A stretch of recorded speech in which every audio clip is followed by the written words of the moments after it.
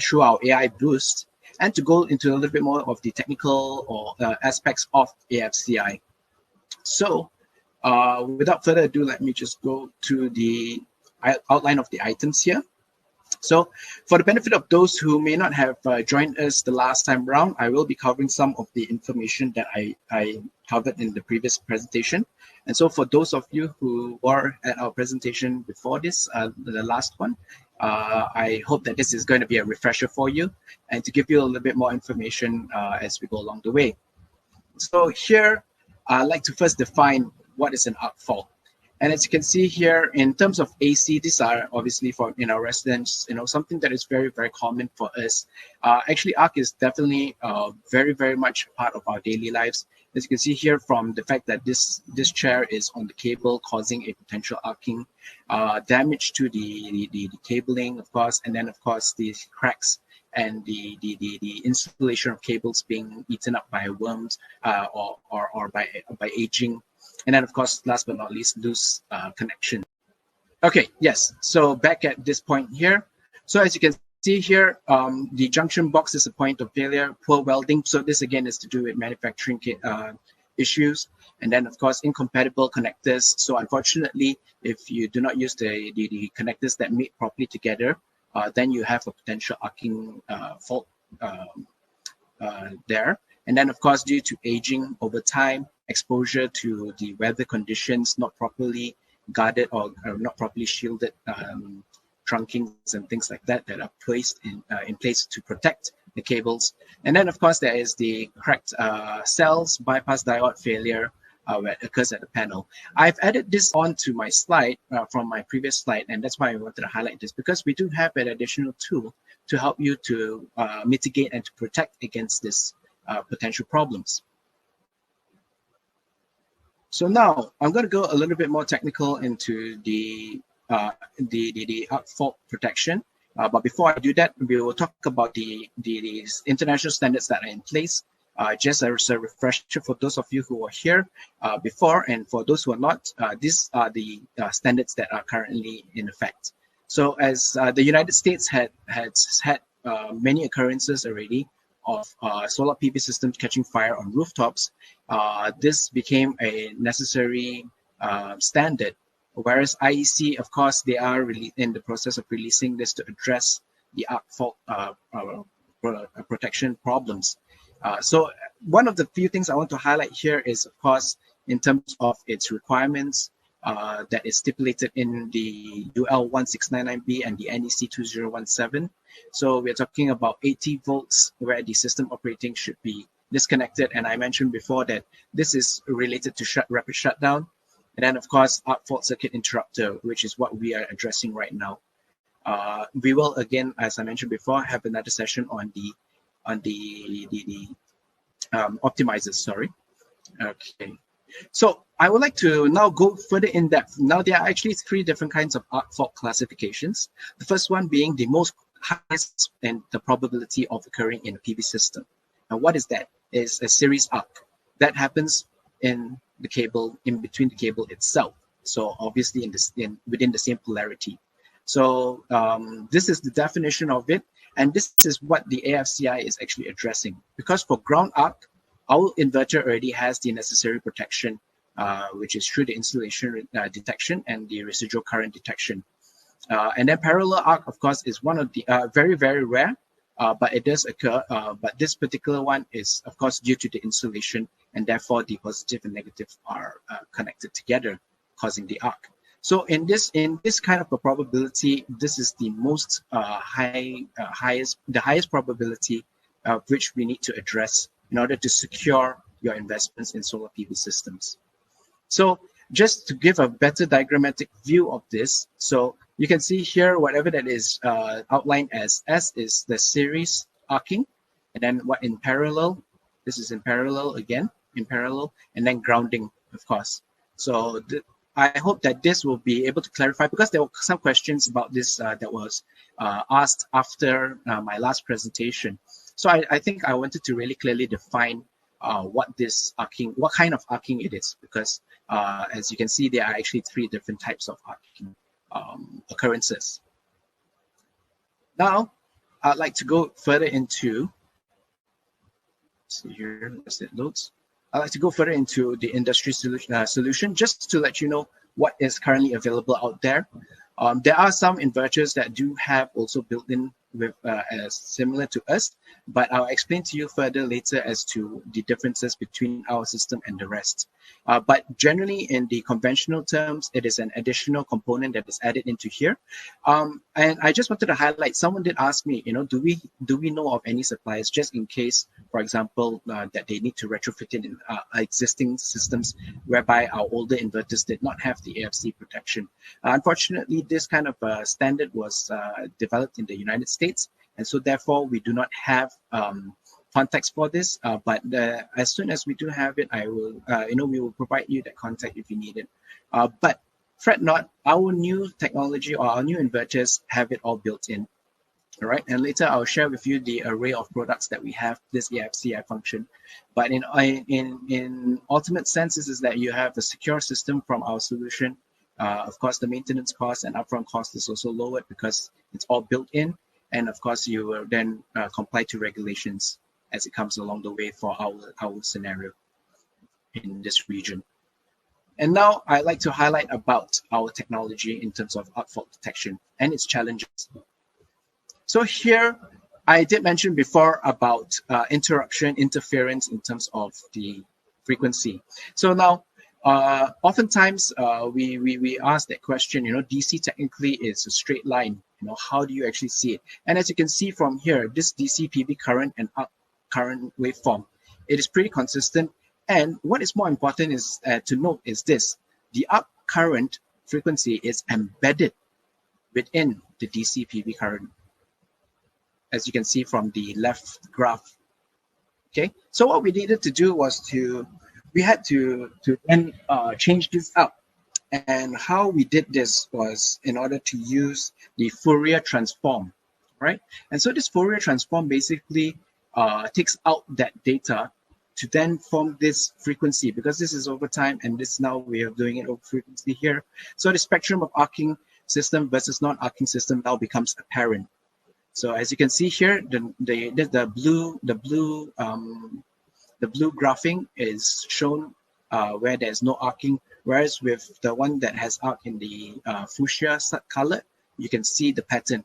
And this is where we are able to then truly understand the characteristics of arc fault. But then again, just understanding the waveform itself is not sufficient, because as we've highlighted before, long DC cables actually weakens this arc signal. So, and therefore it makes it harder for the system if it's not able to accurately detect it.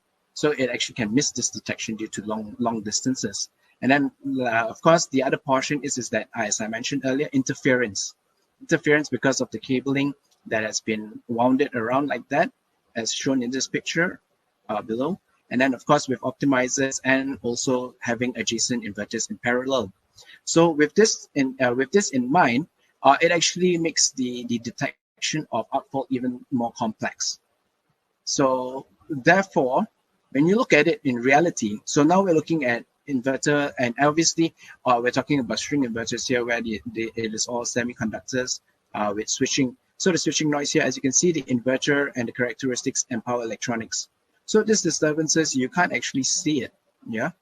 So the pure arc signal, and so we have to differentiate it.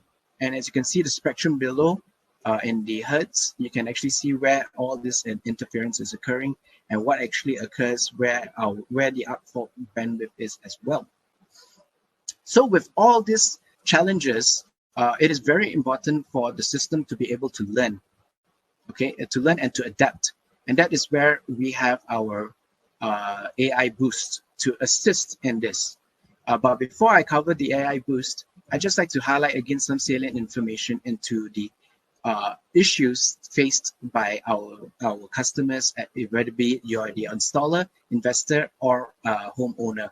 All right. So again, you'll be having problems with miss alarms. So the fact of the matter is that you get false alarms, and of course the system trips, and it makes your team go out, the O&M team to go out and to try to rectify the problem. and the fault finding will be very, very difficult. So all of these are key points that we are trying to address and to help solve the issue. And so now I want to go a little bit more in depth into AI Boost and how is it that Huawei is differentiated from the rest of the manufacturers out there.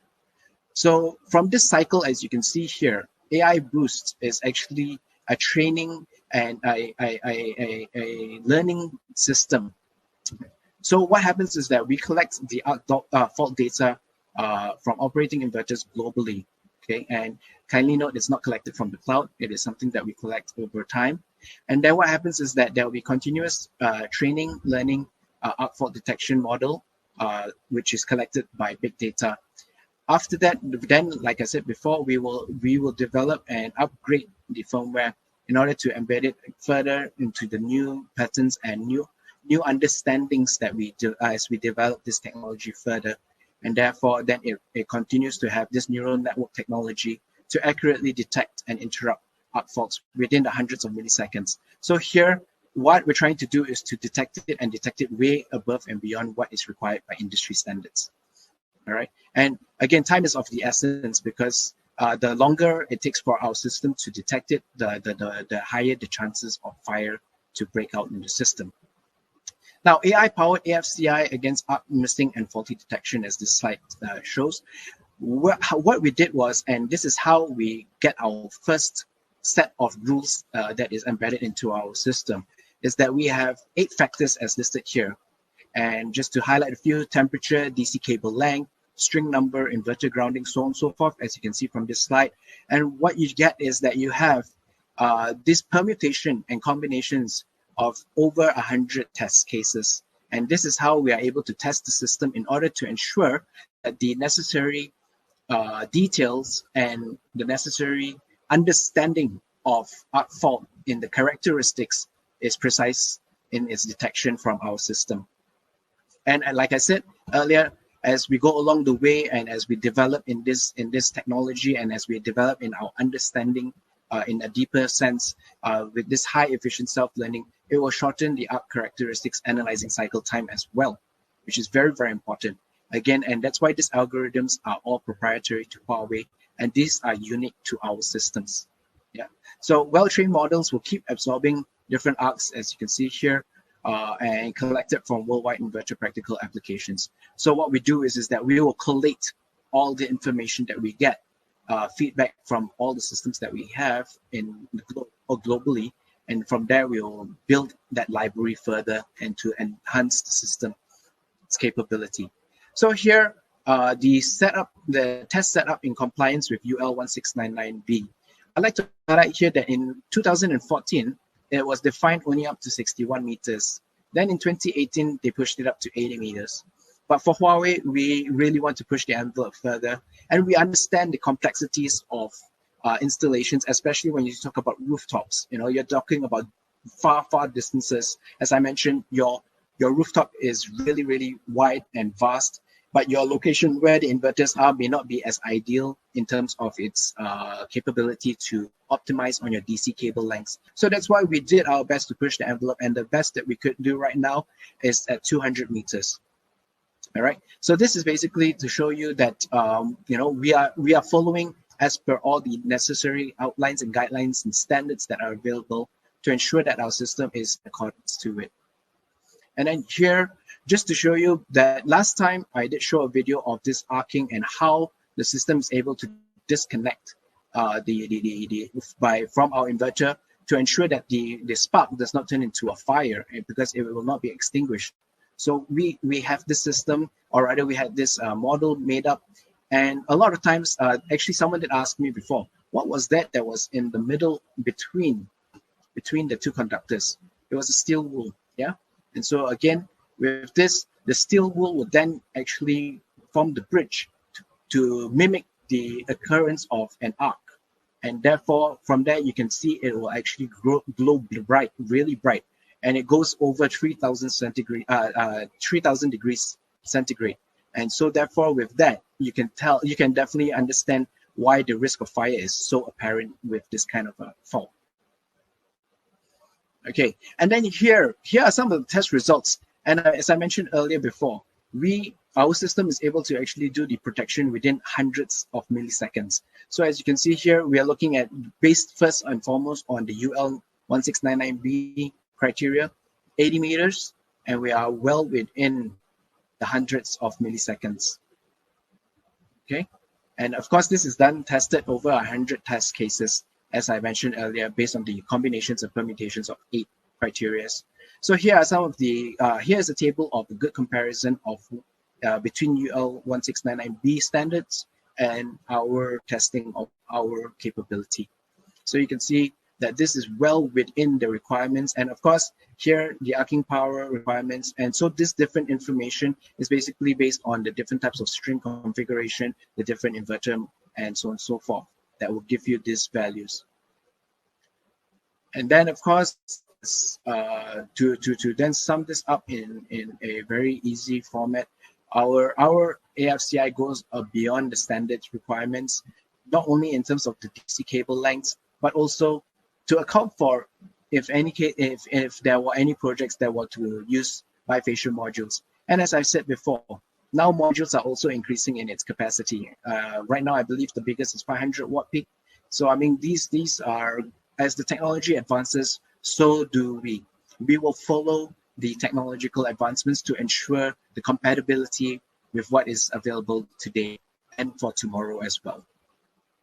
So how is arc fault located by Huawei's AFCI?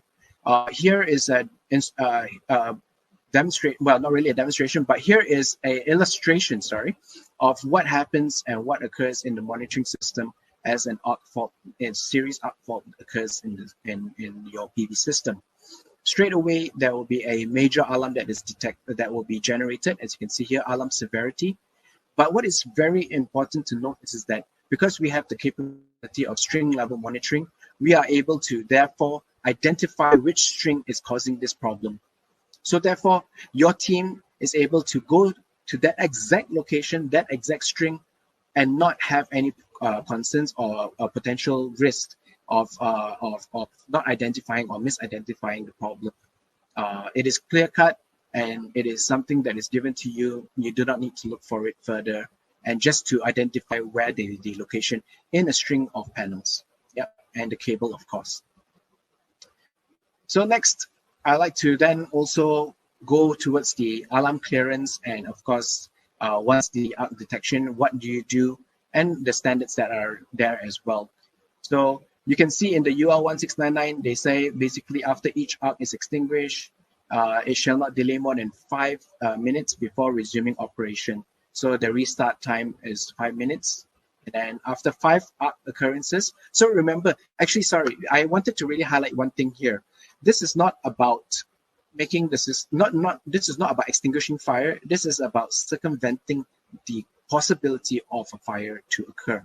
So once this happens, what we're doing is that we are actually trying to mitigate it before it comes to a fire.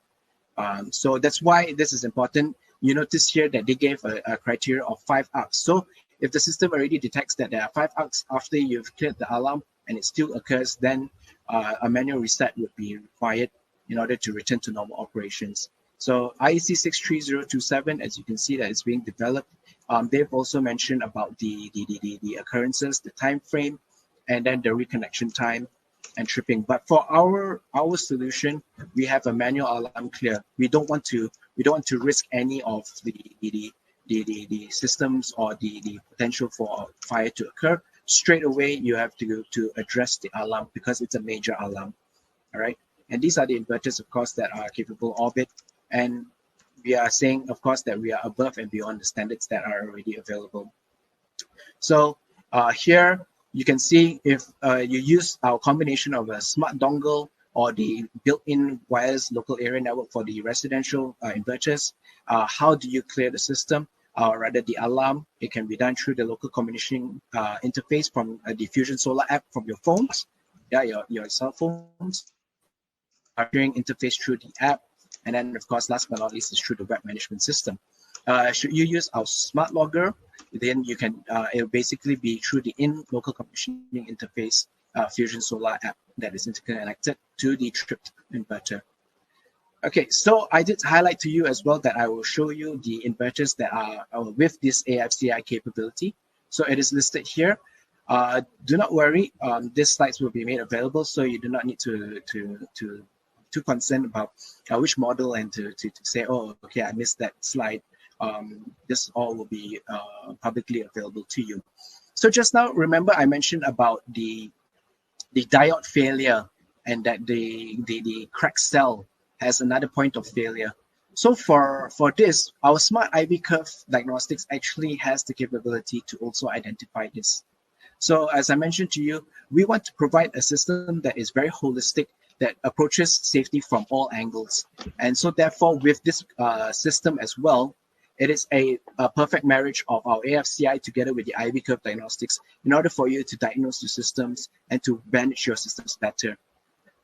So in summary, I'd like to end with this, which would be that arcs are actually common phenomena, especially in AC systems. But for DC systems, these are actually very, very hazardous. So that's why we want to mitigate. We want to actually cut it off before it even occurs to a point where it catches fire.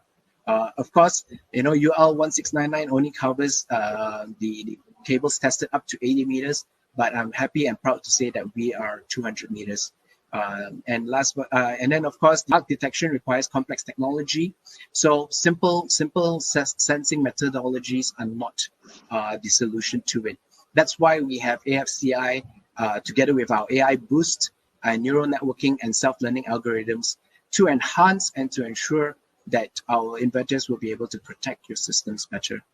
And then, of course, as you can see here, we are all certified in accordance to UL 1699B.